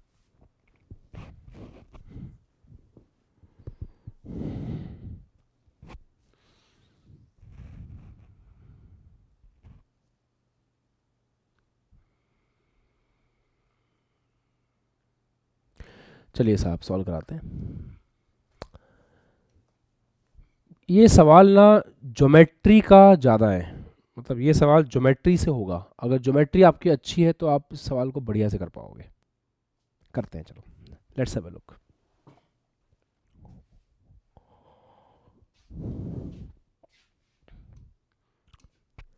ये माध्यम ऑब्वियस सी बात है हवा है, यहाँ प्रिज्म का माध्यम है जो कि ऑब्वियस सी बात है डेंस ही होगा, सघन ही होगा। बाहर फिर से हवा है। पहले बच्चों, दिस एंगल इज 90 डिग्री, ये 90 डिग्री पे प्रवेश किया है सतह से, और अभिलंब के साथ में 0 डिग्री, इसलिए ऐसे कैसे चला गया। यहां पर क्या होगा, यहां पर हमको अभिलंब बनाना पड़ेगा। अब मैं ज्योमेट्री समझाऊंगा, ध्यान सुनना, लिखना लिखना बंद कर दो, इधर फोकस करो। अच्छा सवाल है। ये जो सतह दिख रही है आपको, इस सतह पर ये किरण आपतित है। हाँ सर, इस सतह पर ये किरण आपतित है,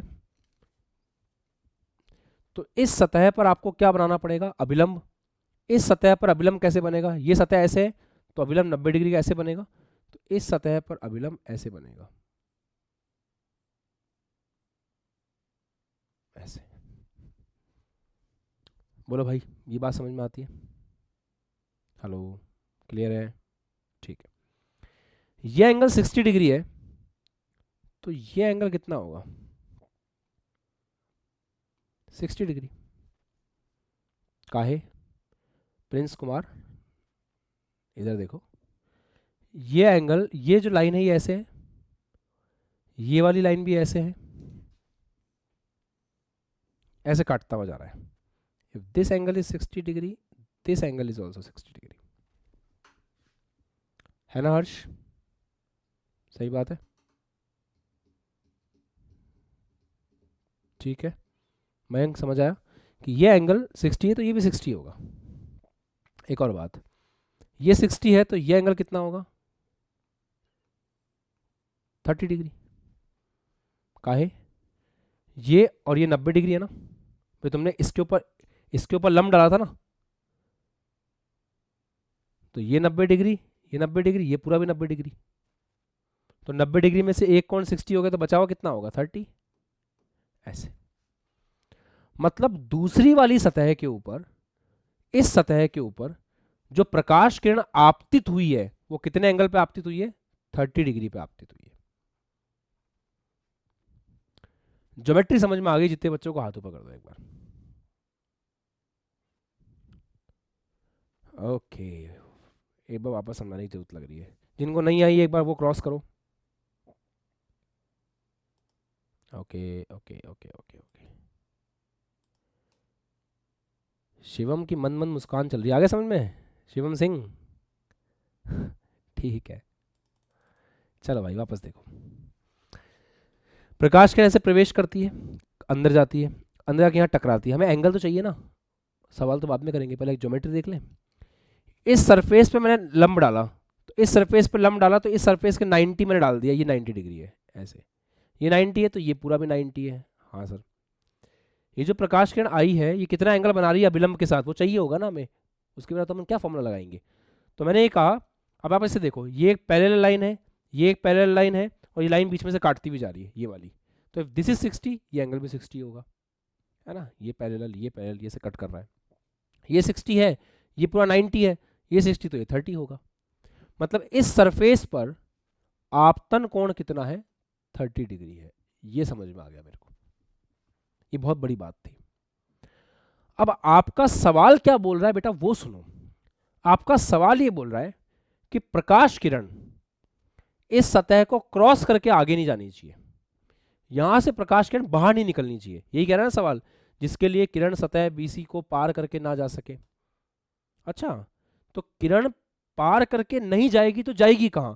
एक अपॉर्चुनिटी है यहाँ पे, एक ऑप्शन है, ये माध्यम सघन है, ये माध्यम विरल है। सघन माध्यम से विरल माध्यम में क्या हो सकता है? Total internal reflection. तो अगर ऐसा हो जाए कि यहां पर TIR हो जाए तो प्रकाश किरण वापस इसी माध्यम में लौट आएगी, ये येलो वाली किरण बाहर नहीं जाएगी, ये येलो वाली किरण ऐसे यहीं पे लौट आएगी, ऐसे। मैं क्या सोच पाया ये चीज? सघन माध्यम से विरल माध्यम। अब आगे ये सोचो कि क्या टोटल इंटरनल रिफ्लेक्शन हो जाता है कभी भी? नहीं। टोटल इंटरनल रिफ्लेक्शन की दो कंडीशन है। पहली, प्रकाश किरण कहां से कहां जानी चाहिए? सघन माध्यम से विरल माध्यम, राइट। दूसरी कंडीशन, एंगल आई किससे बड़ा होना चाहिए? क्रांतिक कोण से बड़ा होना चाहिए, तभी हो पाएगा। तो अगर ये एंगल आई 30 डिग्री क्रांतिक कोण से बना है तो बात बन जाएगी। अगर एंगल आई सी से बड़ा हो या IC से बड़ा हो तो TIR हो जाएगा, और TIR अगर हो गया तो फिर किरण बाहर नहीं जाएगी। हमें इस कंडीशन पे बात करनी है, हमें इस कंडीशन को लेके आगे बढ़ना है। बात समझ आ गई क्या दोस्तों? आ गई ना? हाथों पकड़ दो फटाफट। गुड, बहुत बढ़िया, ठीक है। अब एक काम करते हैं, अब तो कुछ नहीं, अब तो मैथ्स है, फिजिक्स खत्म, मैथमेटिक्स शुरू। एंगल आई कितना दे रखा है? 30 डिग्री। 30 डिग्री से बड़ा होना चाहिए IC। IC क्या होता है? IC क्या होता है? IC होता है साइन IC।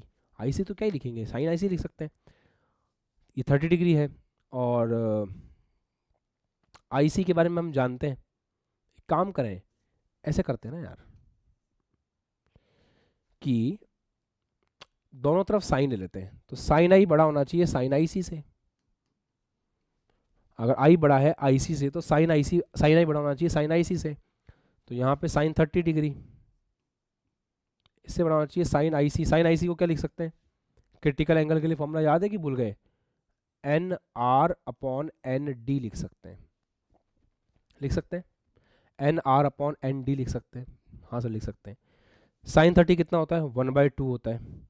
NR मतलब रेयर मीडियम, रेयर मीडियम में कितने आए? 1। रिफ्रैक्टिव इंडेक्स हवा का तो 1 होता है ना, प्रिज्म का N दे रखा है, तो 1/2 बड़ा होना चाहिए 1/N से। इसको रिवर्स करेंगे तो जो ये आइडेंटिटी चेंज हो जाएगी, तो यहाँ से N जो है वो छोटा है 2 से, उल्टा करेंगे तो N बड़ा होना चाहिए 2 से। ये आंसर निकल के आ गया, खत्म बात।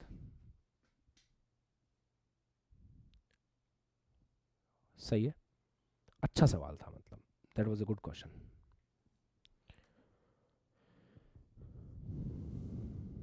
इसको करने के लिए थोड़ा बुद्धि की जरूरत पड़ती है।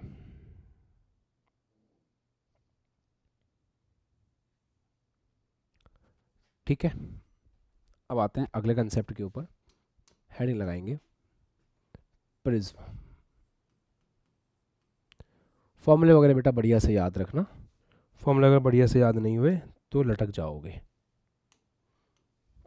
या फिर एक कम करना, अब प्रिज्म अगली क्लास में लेंगे, आज वैसे काफ़ी कुछ हो गया।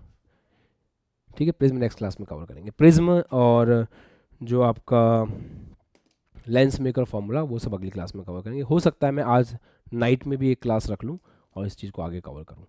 ये सवाल आ गया ना समझ में आपके, एक बार हाथों पकड़ना, आ गया ना समझ में? अब आज जाकर के ना क्रिटिकल एंगल तक के सारे सवाल कर लेना, और प्रिज्म का डेरिवेशन एक बार रिवाइज करके आना, तो मुझे डेरिवेशन करवाने में समय वेस्ट नहीं करना पड़ेगा। ओके, तो काफ़ी कुछ कर लिया हम लोगों ने कवर, मेरी एक्सपेक्टेशन से ज़्यादा। ठीक है, बढ़िया, ओके, दैट्स इट। किसी कुछ पूछना है तो बोलो।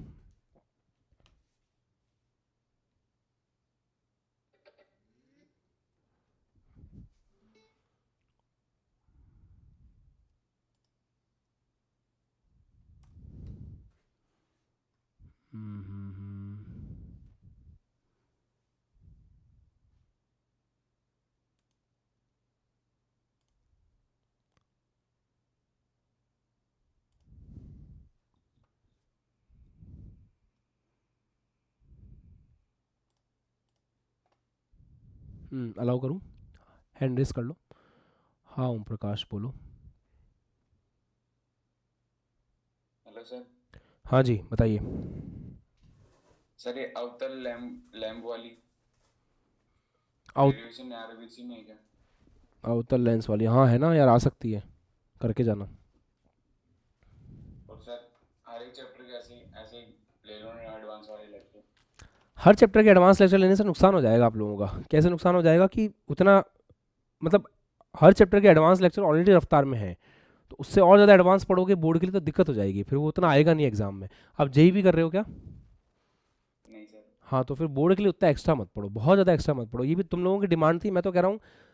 देखो बताता हूँ, रफ्तार लास्ट ईयर वाला भी सफिशिएंट था, इस बार तुम लोगों की डिमांड पे और उसको एडवांस पढ़ा दिया गया, अब तुम लोग और डिमांड कर रहे थे तो और एडवांस कर दिया।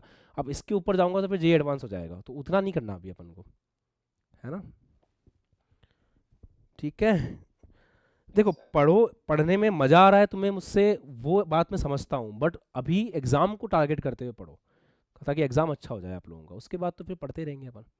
सर इस टाइप के क्वेश्चन बोर्ड में आएंगे क्या? शिवा पूछे, बिल्कुल इस टाइप का आ सकता है, इस टाइप का आ सकता है बोर्ड में, है ना, आ सकता है। और कोई?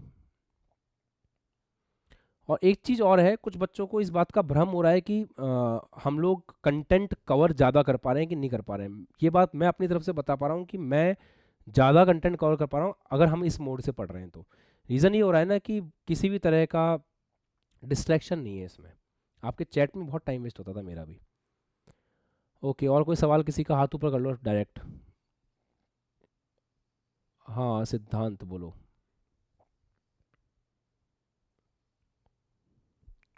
हेलो बोलो। नमस्ते सर। नमस्कार जी, नमस्कार, बताओ। सर मैं अटल बैच का हूँ तो सर मेरी फिजिकल केमिस्ट्री थोड़ी कमजोर है। फिजिकल केमिस्ट्री में अभी सॉल्यूशन नाम का चैप्टर पढ़ा है अपन ने, इलेक्ट्रोकेमिस्ट्री सॉल्यूशन पढ़ा है, अभी पढ़ेंगे अपन, हाँ। अभी पढ़ेंगे, शॉर्ट में रिवाइज करेंगे तब हो जाएगी स्ट्रॉन्ग। तो सर हो जाएगा कि सेकंड अटेम्प्ट से पहले सारा हाँ सॉल्यूशन? हो जाएगा, फेब्रवरी में तो मैं कम पढ़ाता हूँ, क्लासेस फेब्रवरी में कम होंगी। हाँ एक बात और है, फेब्रवरी में क्लासेस थोड़ी सी कम इसलिए होती है क्योंकि अभी इनके एग्जाम स्टार्ट हो जाएंगे अटल वालों के, है ना? आपका फिजिक्स का पेपर कब है? एक मिनट, यूपी बोर्ड वाला हाथ ऊपर करना, कोई भी बच्चा। हर्ष बेटा एग्जाम कब कब है फिजिक्स का अपना? हर्ष प्रकाश। 6 मार्च को है सर। 6 मार्च को है ना? तो 6 मार्च के पहले, जी सर। 6 मार्च के पहले पहले अपन वो चैप्टर्स पढ़ेंगे जो ट्वेल्थ में भी हैं, ताकि इनके काम आ जाए। 6 मार्च के बाद फिर अपन 11th वाले चैप्टर लेंगे, आशा के अंदर। तो सर जितना जल्दी हो जाए उतना अच्छा होगा ना, रिवीजन ज्यादा हो पाएगा। हाँ रिवीजन तो होगा, सारे चैप्टर्स का रिवीजन होगा, और हाँ एक टेस्ट लेंगे वापस अभी चैप्टर्स का, तो टेस्ट भी एक अच्छा रिवीजन कराएंगे आप लोगों का, है थैंक यू। ना? सिलेबस तो पूरा होगा, सिलेबस जो बचा है 2 4 5 चैप्टर वो सारे होंगे। और कुछ? हाँ वैष्णवी बोलो बेटा। हेलो बताइए। सर, एक्चुअली जैसे मैंने रफ्तार का पूरा सिलेबस कंप्लीट कर लिया, लेकिन तब भी ऐसा लग रहा है कि अभी दोबारा इसको पढ़ना चाहिए या फिर पीवाईक्यूज करें, समझ नहीं आता रफ्तार का अगर सारा कुछ कर लिया है, सारा कुछ करने का मतलब होता है कि आपने पूरी क्लासेस अटेंड करी हैं, आपने सारे जी एमसीक्यू सर। पीवाईक्यूज कर लिए हैं, आपने संग्रह के अंदर से सारे एमसीक्यू पीवाईक्यूज वाले सेक्शन कर लिए हैं, सब कुछ कर जी लिया है। सर। हाँ तो वो करो फिर। संग्रह के अंदर जो एमसीक्यू पीवाईक्यू सेशन डले हुए हैं ना, उनको जरूर करके जाना है, वो चीज़ करनी है फिर आपको। वो भी हो जाए फिर अनसॉल्व कर सकते हो, है ना। Thank you sir. और देखो पेपर में सारे के सारे क्वेश्चन हमारे देखे हुए मिल जाएं, मैं इसको एज ए स्टूडेंट सही भी नहीं मानता। वो एग्ज़ाम को बेकार कर देगा आपके, एक्चुअल में बेकार कर देगा। अगर सारे, मैं आपको बताऊं, अगर 30 क्वेश्चन मैं आपको दूं कि ये 30 क्वेश्चन कल के पेपर में आएंगे, रट लो आज बैठ करके, तुम 30 में से 15 भी ठीक से नहीं कर पाओगे। जब हमें चैलेंज मिलता है ना एग्ज़ाम के अंदर, तो हम ज़्यादा बेटर परफॉर्म करते हैं। तो थोड़ा चैलेंजिंग होना भी चाहिए पेपर, ये चीज़ है ना। और और कोई बालक बालिका अब है, बोलो बेटा। हेलो, हाँ सर, नमस्ते। नमस्कार, बताइए। सर मैं अभी अटल बैच हूँ सर। अभी मतलब पेपर का रिजल्ट आया है सर, जेई वाले का फर्स्ट अटेम्प्ट का। सर हम्म थोड़ा खराब इसकी सर, काफ़ी ज़्यादा टेंशन हो रही है सर कि सेकंड अटेम्प्ट में क्या कैसे क्या करेंगे। फर्स्ट अटेम्प्ट में ये बताओ, आपको क्या लगता है किस रीज़न से ख़राब आया होगा रिजल्ट, आपको पर्सनली क्या फील होता है? सर इसमें मेरी गलती लग रही है कि नहीं। जो आप बोल रहे थे कि क्वेश्चन से ज़्यादा ट्राई करो, क्वेश्चन हम्म खूब लगाओ, हम्म क्वेश्चन नहीं ध्यान दे रहे थे, क्वेश्चन पे ज़्यादा लगा ही नहीं रहे थे क्वेश्चन। हम्म। आपने ये बोला था कि जितना ज़्यादा हो सके क्वेश्चन उतना करो। कैप्सूल बुक आपने दिया तो उसमें क्या आधे क्वेश्चन छूट गए थे, उनको ही हम्म, कम लगाए थे, इसी वजह से लग रहा है सर। कोई दिक्कत नहीं है। अब ये बिल्कुल सही बात है, अब आप सवाल लगाना शुरू कर दो आज से ही, है ना। दिन के जी 100 क्वेश्चन टारगेट करो, 25 25 25, और फिर 25 का टेस्ट, ऐसे टारगेट करके 100 क्वेश्चन टारगेट करो। स्टार्टिंग में 60 होंगे, कभी 70 होंगे, कभी 80 होंगे। एक दिन ऐसा आएगा जब आप 90 100 के बीच में सवाल करने लग जाओगे। ऐसा करना है अगले 1.5 महीने तक अपन को। सेकेंड अटेम्प्ट जी में सर। डेफिनेटली बेटर करके आओगे। और कुछ लेक्चर्स को डबल स्पीड पे रिवाइज कर सकते हो। अभी टेस्ट होंगे आपके 20 तारीख से लेकर के 28 तारीख के बीच में, सारे सिलेबस का वापस से टेस्ट होगा। उस टेस्ट का शेड्यूल मैं 1 2 दिन में दे दूंगा आपको।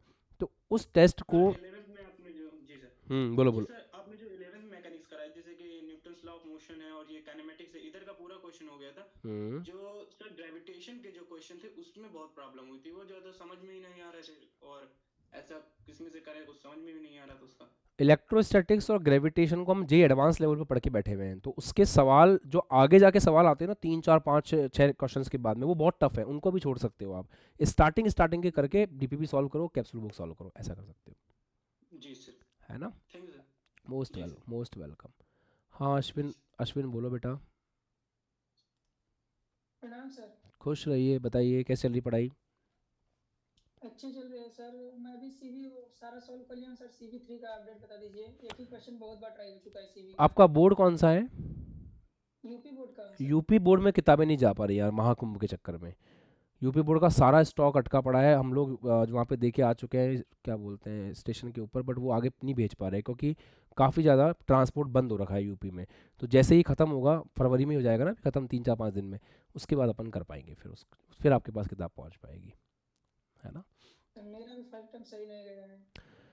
देखो फर्स्ट अटैम्प्ट में अपनी गलतियों को पकड़ो, लिख करके उन चीज़ों को लिख लो, अपने सामने लगा दो अपनी गलतियों को कि ये मेरी गलतियां हैं। उन गलतियों को रिपीट नहीं करना, रोज़ खुद को याद दिलाओ, रोज़ सवाल लगाओ। और अब जो टेस्ट होंगे ना 20 तारीख को, जो टेस्ट है उसको बहुत सीरियसली दो। मैं बार बार दो ही चीज़ें बोलता हूँ, question practice and test, question practice and test, question practice and test. मान लो एक बार इस बात को, लगा दो अपनी जान, और सारे सवाल कर डालो एक बार वापस से। जैसे अभी टेस्ट होंगे ना, उन टेस्ट में मेरे को सबका अच्छा रिजल्ट चाहिए, क्योंकि वही चीज़ है। देखो आपका जो कार्तिकेय बच्चा है अपना, 96 परसेंटाइल लेके आया, उतना ही सिलेबस करके जितना आप करके गए थे। आप खुद से पूछो कि मैं जितना सिलेबस कवर करके गया था, क्या मैं उस सिलेबस में बेस्ट परफॉर्म कर पाया? क्योंकि एक चीज़ होती है, मैं आपके हाथ में 4 लड्डू दे दूँ, वो 4 लड्डू आप लेके बैठे हुए हो, खाया आपने एक भी नहीं है, तो देखने में सुंदर लगेंगे, पेट नहीं भरेगा उससे। तो जितना सिलेबस हो रहा है अभी, जैसे रे ऑप्टिक्स है, 2 3 दिन में ये भी खत्म हो जाएगी। रे ऑप्टिक्स खत्म होने का मतलब है आपकी तरफ से 200 300 क्वेश्चन ट्राई करना। कल जो आपको डीपीपी मिली थी, कितने बच्चों ने कल की डीपीपी सॉल्व की? कर लिया सर। बन गए सवाल? बच्चे बाकी सब बन बन यस सर। बन गए ना? हाँ, ऐसे ही। तो जब आप रिवाइज करके सवाल करोगे, रिवाइज करके सवाल करोगे, तो सवाल ज़्यादा से ज़्यादा बनते जाएंगे। बस यही करना है। अभी तो 100 क्वेश्चन डेली के टारगेट करेंगे, टेस्ट को बहुत सीरियसली देंगे, और मार्च में एग्रेसिव होंगे हम लोग। फरवरी में एग्रेसिव नहीं हो सकते अभी, क्योंकि आशा बैच के बच्चों के भी एग्ज़ाम है, तो थोड़ा सा एग्रेसिव होना ठीक नहीं रहेगा। मार्च में एग्रेसिव होंगे अपने सेकेंड अटैम्प्ट को लेकर के, बहुत ज़्यादा। मार्च में तो सर अटल फास्ट ट्रैक दिया जाएगा। हाँ, अटल फास्ट ट्रैक भी आ जाएगा, इसमें रिवीजन भी होगा आपका, ये चीज़ जी सर। है ना? Thank you sir. ओके, और बताओ आशीष, बोलो। कहाँ गया बच्चा? बोलो। हाँ सर, वो ये पढ़ाएंगे संयुक्त सुंदरशी और लेंसों का संयोजन। लेंसों का संयोजन और संयुक्त सूक्ष्मदर्शी रफ्तार के अंदर वीडियोस का अपलोडेड है, वो वापस पढ़ाना संभव भी नहीं है और कोई मतलब भी नहीं है उसका। डेरिवेशन की बहुत बहुत प्रेम से उसका डेरिवेशन करवाया हुआ है, रफ्तार में जाके चेक करना, वहाँ पे मिल जाएगा लेक्चर। लाइन बाय लाइन उस लेक्चर को देखना, और लाइन बाय लाइन डेरिवेशन की प्रैक्टिस करना उसकी। मैं इसमें केवल न्यूमेरिकल्स करवाऊंगा और फॉर्मूले बताऊंगा इस वाली क्लासेस के अंदर। तो ये क्लासेस मैंने पहले ही बोला था कि रे ऑप्टिक्स पढ़ने के बाद देखोगे तो ही मजा आएगा, तो वो वहाँ से कवर कर सकते हो डेरिवेशन वगैरह, है ना? सर ये था उसमें, मतलब दर्पण था और लेंस रखा था, परावर्तन हुआ, मतलब नीचे इमेज बन रहा था। हाँ, वो सवाल करवा दूंगा वही मैं, वो सवाल मैं करवा दूंगा कल की क्लास में। वैसे सवाल आएंगे आपके पास, लेंस मेकर फॉर्मूले के सवाल करवाऊंगा ना, तब उस तरह के सब सवाल अपने कवर हो जाएंगे। सर, और सर बोर्ड के भी क्वेश्चन कराइए, मतलब ये मॉडल पेपर ये सब कब कराएंगे? यार टेक्निकली बताऊँ ना मैं आपको, तो जितना कंटेंट आपको रफ्तार में दिया गया है, जिस तरह के न्यूमेरिकल्स कराए गए हैं ना, मॉडल पेपर में मुश्किल से 2 या 3 सवाल ऐसे होंगे जो आपसे नहीं बन रहे होंगे। बाकी मत लफड़ा पालो इतना, करने के चक्कर में क्या होता है ना, ज़्यादा मॉडल पेपर, ज़्यादा कंसोल्ड, ये सब रिजल्ट में कंट्रीब्यूट नहीं करते। क्योंकि 30 क्वेश्चन अपन देखते हैं मॉडल पेपर के अंदर, उसमें से हमें 25 क्वेश्चन आते होते हैं, 5 क्वेश्चन नहीं आते। वो 5 क्वेश्चन हमें कौन से नहीं आते, ढूंढने के चक्कर में हम 3 घंटे मॉडल पेपर करते हैं। इससे बेहतर ये है कि जितना कंटेंट दिया गया है, ग्रंथशाला का जो कंटेंट है, वहाँ जो PYQs हैं, चैप्टर वाइज जो क्वेश्चन है, उनको ज़्यादा करो, वो ज़्यादा काम आएंगे आपके। और हाँ, अगर उसमें आपको पता भी चल जाएगा जब ग्रंथशाला उठाओगे ना, कि ये यूपी बोर्ड में कितनी बार आ चुका है, तो जो क्वेश्चन सबसे ज़्यादा बार आ रहा है ना, उसको आप ट्राई कर लो। बाकी अभी मैं इस तरह की क्लासेस रखवाऊंगा, मैं भी लूँगा, शिकाऊ सर भी लेंगे, तो हो जाएगा, मतलब होगा तो सही। पर उस पर ज़्यादा भरोसा मत रखो। मॉडल पेपर सॉल्व करवाने से रिजल्ट नहीं आता, रिजल्ट आता है क्लासरूम प्रैक्टिस से, क्लासरूम एग्जाम्पल से, एनसीईआरटी के क्वेश्चन से, ग्रंथशाला के क्वेश्चन से, उनसे आता है, मतलब ये मान के चलना। सर मैं इस समय तो अनसॉल्व से सॉल्व कर रहा हूँ। नहीं नहीं, अप्रोच थोड़ी सी गलत है, मत करो। अनसॉल्व से दुख होगा आपको, मतलब लास्ट में आपको ये फील होगा कि यार मैंने इतने सारे सवाल किए, इससे अच्छा तो मैं chapter by chapter MCQ PYQ कर लेता रफ्तार के, मैं ग्रंथशाला सॉल्व को ज़्यादा ठीक रहता। बाकी अगर वो चीज़ें कर रखी हैं तो फिर अनसॉल्व कर सकते हो, ऐसा है। मतलब फिजिक्स में सही हो रहा है, पर केमिस्ट्री में थोड़ा दिक्कत हो रहा है सर। केमिस्ट्री का सिंपल उसूल बताता हूँ, केमिस्ट्री में सारी NCERT क्वेश्चंस करके जाओ, इसके अलावा कुछ भी करके जाने की जरूरत नहीं है। पूरी थ्योरी पढ़ो अच्छे से, रफ्तार की रिवाइज करो, रिएक्शंस को लिख लिख करके प्रैक्टिस करो। सारे NCERT क्वेश्चन डले हुए हैं, NCERT क्वेश्चंस करके जाओ। रफ्तार में अगर NCERT क्वेश्चन कर गए तो उसके बाहर कुछ नहीं आएगा, मान के चलना है ये चीज़, ठीक है? Okay sir. ऑप्शन चलो, और कौन सा बच्चा है? भारती, हाँ बोलो बेटा। साक्षी, दोनों को अनम्यूट करो, एक एक करके बोलना। सर नमस्ते। नमस्ते। सर मुझे पूछना था आपसे कि जैसे हम अटल बैच के हैं ना, हम्म तो सर ये जो हमारा मतलब जो हमारा चैप्टर चल रहा है अभी ये वाला, तो सर हमें मतलब सर हमने ये वाला चैप्टर अच्छे से तो पढ़ रखा है, हम्म तो मतलब सर एडवांस की क्लासेस से हमारा हो जाएगा, मतलब कि हमें रिवाइज करने की जरूरत है जो पुराना वाला है, मतलब जो आप बोल रहे हो। एडवांस क्लासेस मतलब आप अटल बैच के हो ना, तो अटल बैच के लिए तो आपको इन्हीं क्लासेस को पढ़ना है, बस हो जाएगा। ठीक है। इनके अलावा कुछ नहीं है ना, पुराना पुराना कुछ पढ़ने की जरूरत नहीं है। Thank you sir. ओके जी। हाँ, एक और बच्ची को अनलॉक किया था मैंने। Hello sir. हाँ जी बेटा, बताओ। सर प्रणाम। खुश रहिए, बताइए। सर बस फिजिक्स से चल रहा है, बस केमिस्ट्री में थोड़ी प्रॉब्लम हो रही है, ऑर्गेनिक में। ऑर्गेनिक में बोर्ड की बात कर रहे हो कि जेई की बात कर रहे हो? यूपी बोर्ड सर, बोर्ड की बात कर बोर्ड की बात करो, यूपी बोर्ड के लिए कुछ नहीं करना है। यूपी बोर्ड के लिए जितनी भी रिएक्शंस हैं उनको लिख करके याद करना है। सारी नेम रिएक्शंस के वीडियो मैंने 2 स्पेशल वीडियो और डलवाए थे, सारी केमिकल रिएक्शंस पूरे फर्स्ट बुक सेकंड बुक की उस वीडियो को देख लो, सारी नेम रिएक्शंस को अलग से याद कर लो। उसके बाद सारे कन्वर्जन्स की प्रैक्टिस कर लो, रफ्तार के अंदर जो सवाल दिए मैं वो कर लो, एनसीईआरटी क्वेश्चंस कर लो, बस काफ़ी है। एनसीईआरटी क्वेश्चंस के बिना मत जाना एग्जाम देने। मैं फिर से बोल रहा हूँ, सारे एनसीईआरटी का कैसे भी करना पड़े तुम्हें, एक एक एनसीईआरटी क्वेश्चन आपको करना है, मतलब करना है, उसके बिना एग्जाम देने मत जाना। एनसीईआरटी क्वेश्चंस और आपके बोर्ड के पीवाईक्यूज जो ग्रंथशाला में दे रखे हैं, ये दोनों काम करके जाना है। और फिजिक्स में सर फिजिक्स में एनसीईआरटी, मॉडल करना हाँ फिजिक्स में एनसीईआरटी नहीं करनी है। फिजिक्स के अंदर जो क्लास में एमसीक्यू पीवाईक्यू सेशन है वो करने हैं, सारे फॉर्मूले लिख करके अच्छे से याद करने हैं, और ग्रंथशाला के पीवाईक्यूज करने हैं, या फिर आपका मॉडल पेपर कर सकते हैं। फिजिक्स में एनसीईआरटी करने का बेनिफिट नहीं मिलेगा, केमिस्ट्री में मिलेगा। ओके सर, थोड़ा धन्यवाद। ओके जी, चलो मोटे मोटे सवाल अपन ने ले लिए, अब अगली क्लास में और सवाल ले लेंगे। मोटे मोटे सवाल यही ना आप लोगों के कि अभी क्या करना चाहिए, तो मैं फिर से बता रहा हूँ, जेई वाले बच्चों को, नीट वाले बच्चों को, आशा वाले बच्चों को, ये जो क्लास अटेंड कर रहे हो करते रहो। अटल वाले बच्चे दिन के 100 सवाल लगाओ, आशा वाले बच्चे बस ये क्लास अटेंड करो, इसमें थोड़ा एडवांस होगा, बाकी अभी पूरा फोकस बोर्ड पे करो। आशा के बच्चों को अभी जेई के बारे में भूल जाना है, अगले 15 दिन पूरा फोकस बोर्ड के ऊपर करना है।